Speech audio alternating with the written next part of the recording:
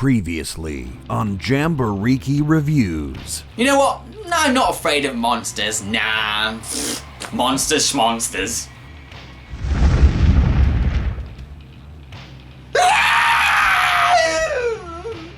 Your next review should be... Oh no, not a Cast Library!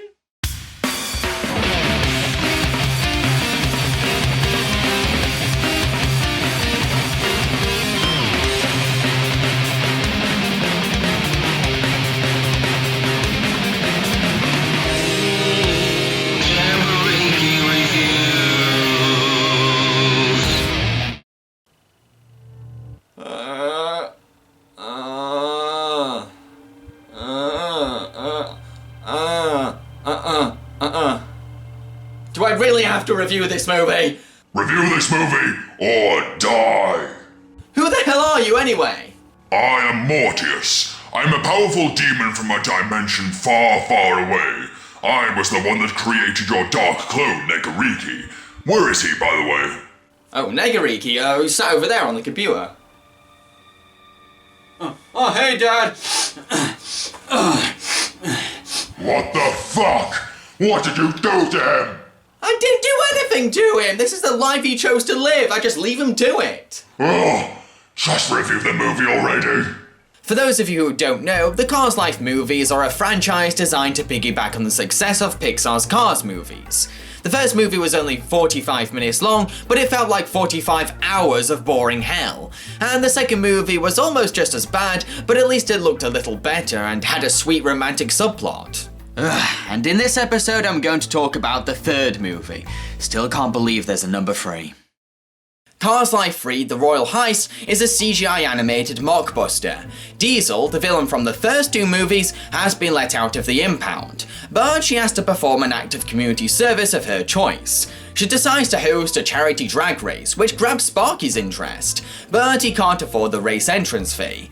Diesel's charity event actually receives attention from the royalty of Carlandia, and the Queen herself decides to come visit it. Sparky ends up working for the Queen's Lord Chamberlain, Sir Struts, which means that he can afford to enter the drag race now, but he has to guard the Queen's mobile castle as part of the job. One night, Sparky ends up falling asleep while guarding, and the Queen's crown jewels end up being stolen. So, Sir Struts heads an investigation, assisted by Sparky. Who could have stolen the Queen's precious jewels? Much like the previous films, this movie refuses to embrace the show-don't-tell rule of filmmaking. Instead, it goes for long, drawn-out conversations of characters talking about what's going on. We never get any scene set in Carlandia, and if we want any kind of exposition or story progression, then the character directly tells us, or we hear it on the radio news. This is bad visual storytelling, guys. It takes away potential excitement and tension. You are using animation, an art form with no limitations. Use your bloody imagination! When the film finally gets the ball rolling and starts the crime case investigation, it does create some red herrings to throw the audience off guard, but the investigation itself goes on for so damn long. It goes on and on and on and on, to the point where the culprit becomes glaringly obvious. So when they're finally revealed, it's not a surprise. No, not one bit. The romantic subplot between the supporting characters of Zipper and Speedy was somewhat charming in the last film, but this time round it's drainingly repetitive and boring. You see, Zipper and Speedy are now married, and every time the film cuts to them, this scene plays out. Zipper does something bad, and Speedy tries to deal with it with breathing exercises. This same scene is played out 4, 5, 6, 7, I don't know how many times. It is so frustratingly repetitive. Did the filmmakers actually think that the audience would be entertained by this? The same scene, almost word for word, played out again and again and again. What's wrong with you? I'm going to give 0 points to the content of this film. Sparky is surprisingly a bit tolerable this time. Sure, he could be his usual lazy, whiny and obnoxious self, but he actually has a conscience in this film. After he sleeps on the job, he feels guilty, and he wants to make a fair investigation. He gets very passionate about finding the real culprit. So at least he has redeeming features this time. Fender, Sparky's dad, is very unlikable. It's hard to tolerate him because he's so angry, aggressive, cynical, bitter and hostile. The guy has rage issues, I swear. Someone needs to introduce meditating to him. Sir Strut's is a very snobby and stuck-up car, and he's not very good at investigating. He's the main reason why the investigation feels like it's dragging on and going nowhere.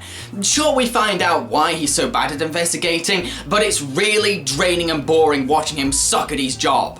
Our first impression of the Queen is that she's a bit of an uptight diva, but as the film goes along, she becomes charmed by the town and we get to know her. She turns out to be a nice, friendly woman.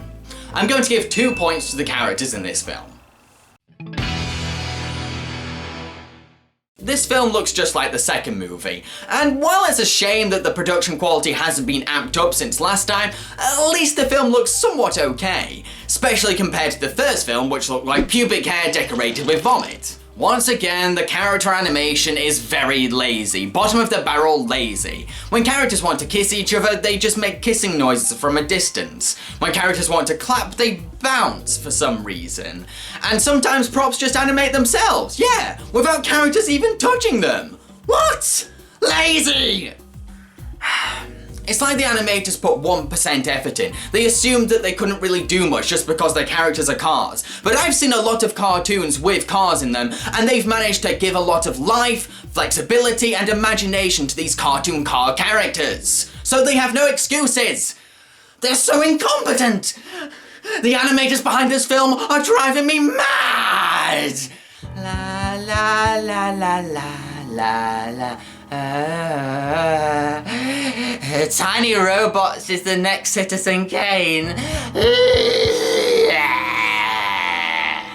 I'm going to give just 1 point to the animation of this film.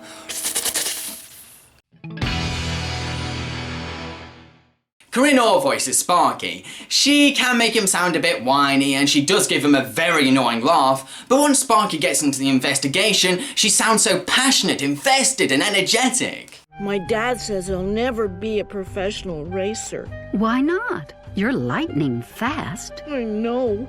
Why can't my dad see that? He still treats you like a kid. He does.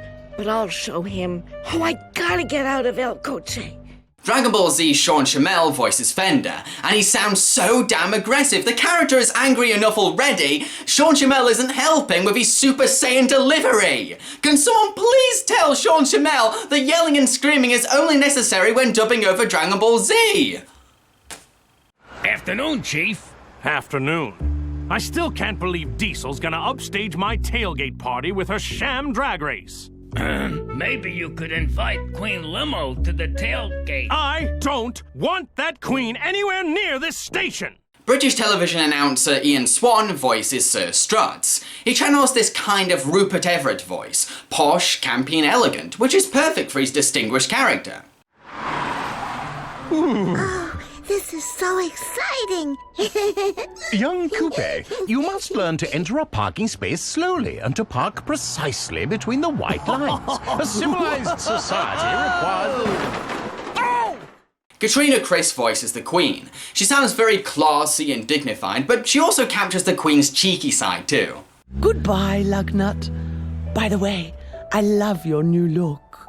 Oh, Your Majesty. Work that hood, girlfriend. Oh. Majesty, please. These common cars Oh, are... hush, Struts. Lugnut is fierce. Queen Limo, want to take a little drive?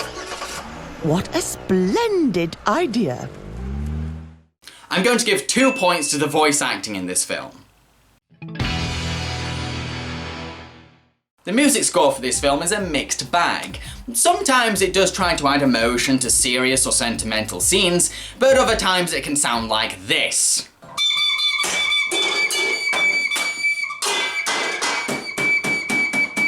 When it sounds bad, boy does it sound bad.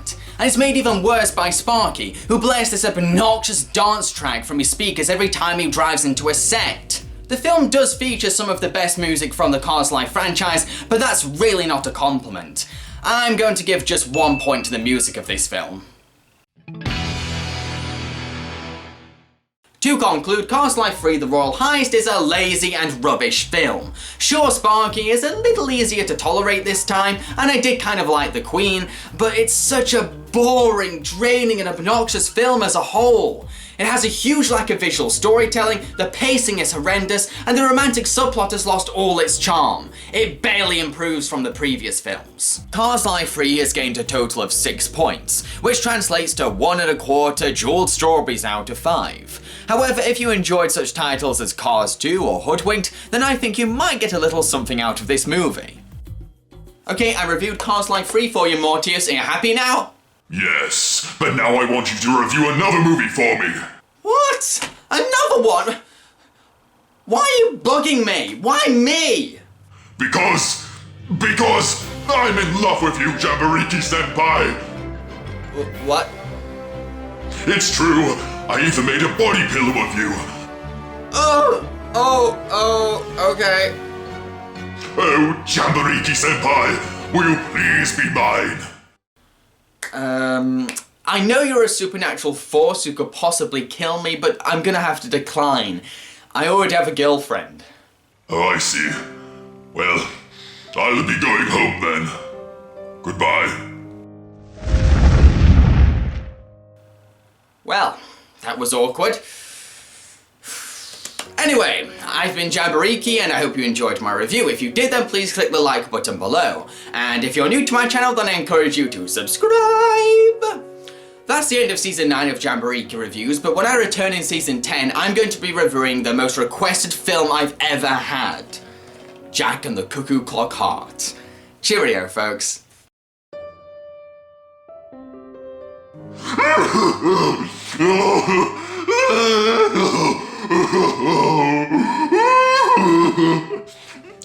Get yourself together, Mortius. You can handle another heartbreak.